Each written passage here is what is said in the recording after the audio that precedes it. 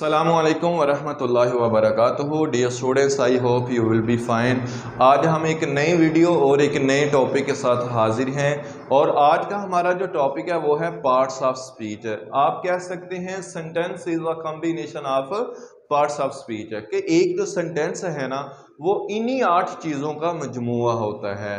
Parts of speech की total जो तादाद है वो 8 है। तो आज हम नाउन से लेकर जो है कंजंक्शन इस तक हम इसके बिल्कुल सिंपल वर्डिंग के साथ इनके कॉन्सेप्ट भी समझेंगे और इनकी एग्जांपल्स भी देखते हैं। First of all we are going to discuss about noun. आपने शुरू से छोटी क्लासेस से सीख रखा है noun is a name of person, thing, place and idea. किसी भी शख्स, जगह या चीज या आइडिया के नाम को हम नाउन कहते हैं।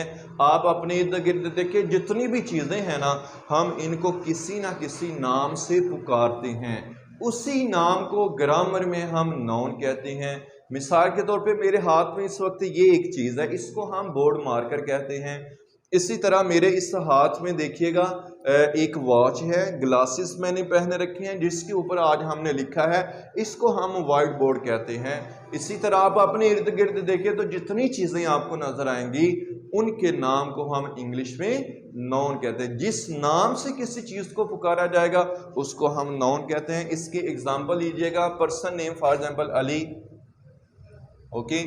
और इसी तरह प्लेस लाहौर, पेन और आइडिया हैप्पीनेस, ओके। ये था हमारा नाउन। और अब हम बात करते हैं प्रोनाउन की। तो याद रखिए very simple, a word which is used in the place of noun is called pronoun. आप देखिए मेरा नाम है साजिद, लेकिन मैं खुद को आई भी कहता हूँ। I am English teacher, Sajid is English teacher, I am your English teacher, ठीक है। इसी तरह देखिएगा फॉर एग्जाम्पल अली है तो हम कह सकते हैं कि Ali is my best friend and he is my class fellow. तो अब देखिएगा अली की जगह पर हमने ही भी यूज किया, he is my class fellow. तो हर वो वर्ड जो किसी नाउन की जगह पर यूज हो सके उसको हम प्रोनाउन कहते हैं। फर्स्ट पर्सन में आई और वी है, सेकंड में यू, थर्ड पर्सन के अंदर ही, शी, इट और दे, इनको हम पर्सनल प्रोनाउंस कहते हैं। प्रोनाउन की बहुत सारी काइंड्स भी हैं जो कि हम किसी दिन किसी और वीडियो के अंदर सीखेंगे। तो हम कह सकते हैं कि वो वर्ड जो किसी नाउन की जगह पे यूज हो। मिसाल के तौर पे मैंने यहाँ पर आपको एग्जांपल दी थी साजिद की, तो मैं अपने नाम की जगह पे आई वर्ड यूज कर सकता हूँ। फिर हमने अली की एग्जांपल ली, इसकी जगह पर हम ही यूज कर सकते हैं, ठीक है जी। तो वो वर्ड जो किसी नाम की जगह पे यूज हो। मिसाल के तौर पे देखिएगा लाहौर वर्ड है, इसके जगह पे हम एक वर्ड है सिटी, वो भी यूज कर सकते हैं, ठीक है।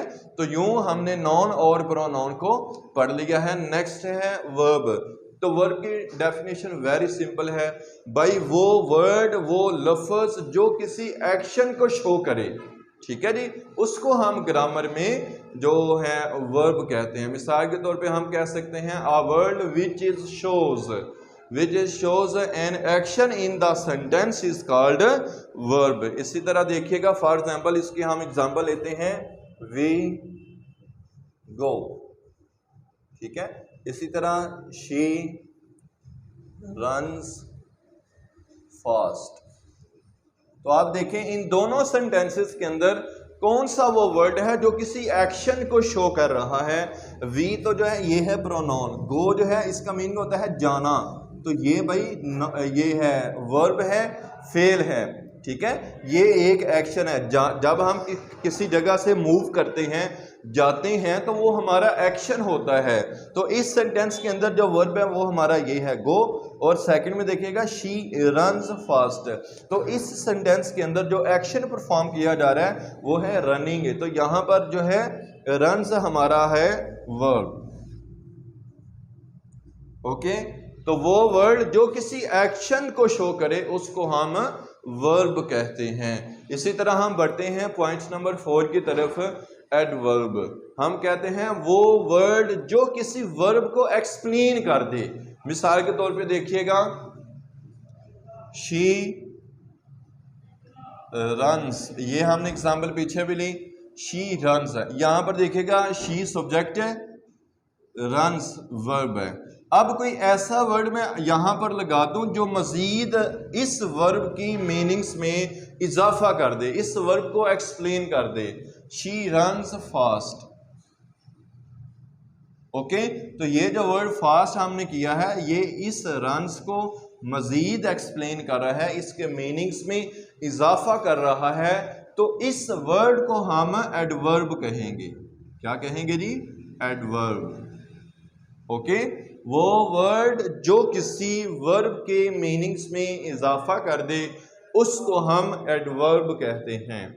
इसी तरह नेक्स्ट है एडजेक्टिव। एडजेक्टिव जो है देखिएगा यहाँ इसमें और इसमें डिफरेंस ये है कि एडवर्ब जो है वो वर्ब के मीनिंग में इजाफा करता है, और एडजेक्टिव के अंदर जो एडजेक्टिव होता है ये किसी नाउन के मीनिंग्स में इजाफा कर रहा होता है। मिसाल के तौर पे देखिएगा, मैं यहाँ पे लिखता हूं मैन।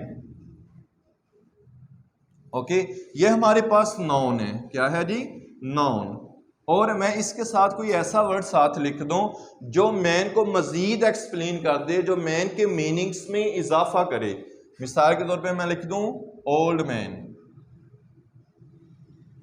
ओके, ये हमारे पास नाउन हुआ और ये हमारे पास एडजेक्टिव हुआ। क्यों? कि इसने मजीद एक्सप्लेन किया कि जो मैन है वो किस कंडीशन में है, यंग है या ओल्ड मैन। तो एडजेक्टिव ने आके मैन को मजीद एक्सप्लेन कर दिया, इसलिए ये जो ओल्ड वर्ड है इसको हम एडजेक्टिव कहते हैं। तो सिंपली हम क्या जान पाए कि वो वर्ड जो किसी नाउन को मजीद एक्सप्लेन कर दे, उसके मीनिंग्स में इजाफा कर दे, तो उसको हम कहते हैं एडजेक्टिव।